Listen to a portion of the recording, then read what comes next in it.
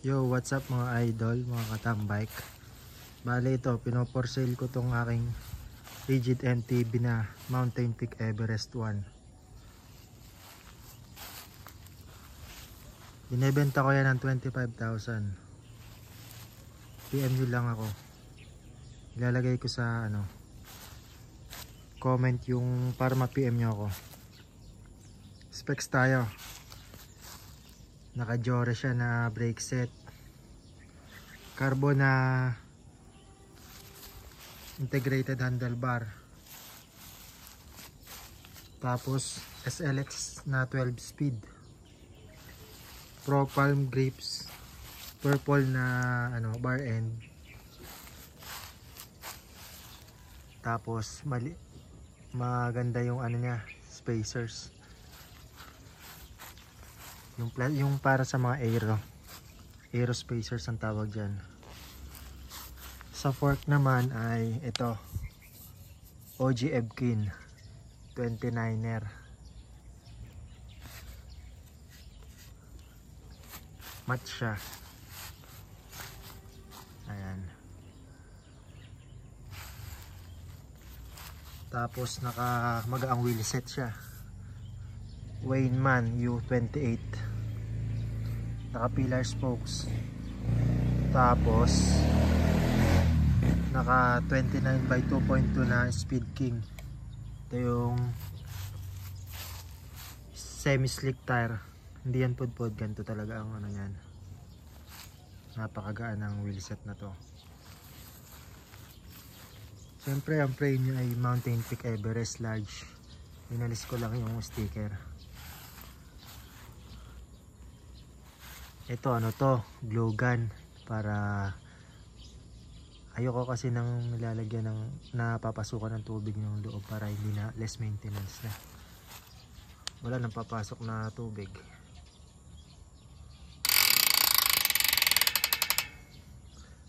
Ito naka-zoom to na tawag to, manual dropper post. Bali pre-press nyo lang siya. Ayan. Tapos pag release na pataas, smooth pa rin. Tapos ito power saddle, nasa pang Shopee. Ito crankset nya Jore 170mm. Tapos naka Xenix na BB. Galing to sa aking stock ng Katana Pro. Tapos matuli na rin siya kasi 40/60. Hindi nyo ramdam kasi magaan ang wheelset, madaling pansyakan. Tapos pantahi na gripless pedal. Ito hindi kasama. Tatanggalin ko to para sa lang to, pang convert para pag hindi ka nagki-clits. Tapos YBN chain gold,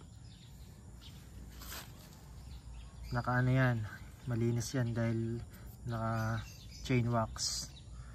Syempre ang group set SLX, naka purple pulley na rin, yung mga ceramic pulley. Ayan, may gas.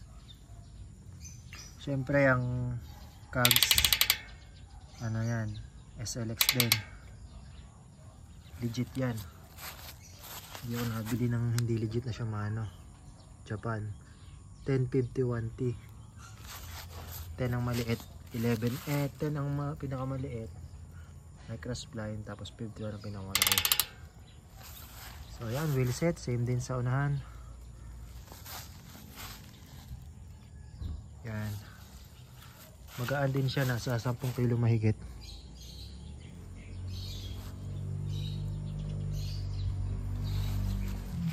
Ito hindi ko sasama to, ito lang unit. Pero dito ito tatanggalin ko kasi irerekta ko na lang, pa gagamitin ko sa iba for keeps. Ito kasi may gasgas dito kasi tumatama dati, nilagyan ko ng spacer para magkasya yung malaking yan. pero pinares ko sa ganito para all around. Hindi naman masyadong cross shape, pero pag umaahon ako, yung pinaka ginagamit ko ito pag talaga matarek. Medyo cross chain na siya dito eh.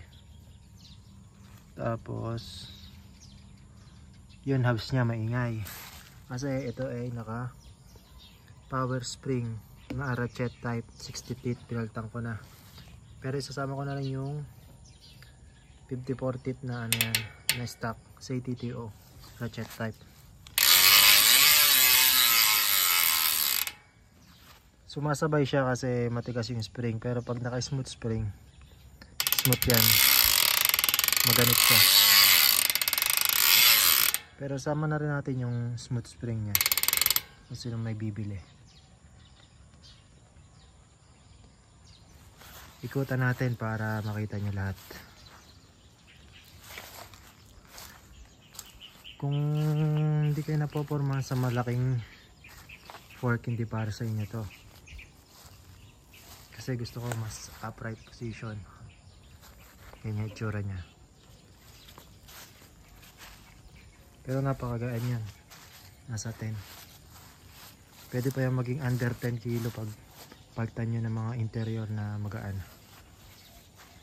Tsaka yung dropper post palitan nyo, gawin yung carbon. Tsaka itong upuan, papatak yan ng 9 kilos. Yun lang. Buy na kayo mga idol. 25k. Son Bike and Sell sa Facebook Messenger. Ilalagay ko na lang sa comment section.